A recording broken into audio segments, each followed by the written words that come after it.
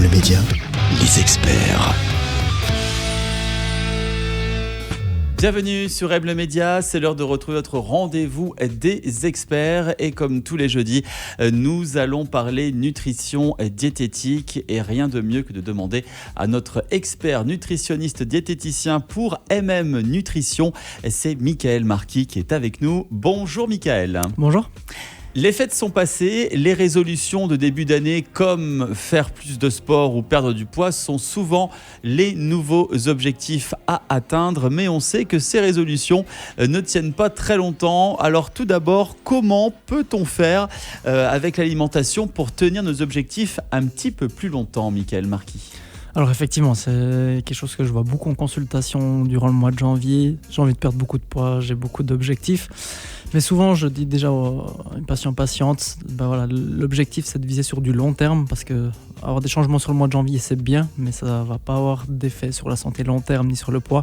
Donc c'est en fait de profiter de cette vague de motivation. Oui, c'est une bonne chose, mais par contre d'avoir des objectifs réalisables sur le long terme. Et en fait, se poser la question, est-ce que je me vois avec cet objectif, ce changement sur plusieurs mois, plusieurs années. Et c'est souvent là qu'on a déjà une réponse assez directe. On parle souvent de cure de détox. Est-ce que c'est une bonne ou une mauvaise idée, la détox ? Alors ça, c'est une très mauvaise idée. C'est juste un nouveau principe marketing, déjà de 1. Donc il y a beaucoup de business là derrière. Ah oui.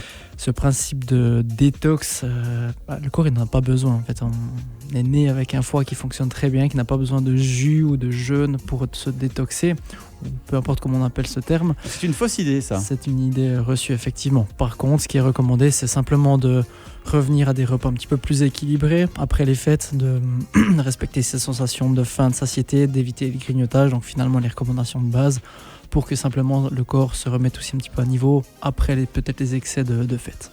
Il y a aussi ce phénomène de plus en plus populaire qui est le Dry January. Est-ce que c'est une bonne idée ou là aussi on est un petit peu dans le contexte marketing ? Non, ça c'est plutôt une bonne idée. Maintenant, pour aller peut-être un peu plus loin, c'est de se poser la question. Encore une fois, c'est bien pendant le mois de janvier, mais qu'est-ce que je fais le reste de l'année ? Qu'est-ce que je vais faire le 1er février ? Et là, ce que je recommanderais plutôt, c'est de se dire, ok, mais est-ce qu'on ne se fixerait pas aussi des objectifs pour le reste de l'année ? Encore une fois, réalisables. Pas toujours facile. Exactement. D'avoir quelques excès de temps en temps, ça peut être une possibilité. Mais d'avoir quand même des objectifs aussi fixés, de se visualiser sur le reste de l'année, c'est ça qui sera aussi plus recommandé au niveau de l'alcool.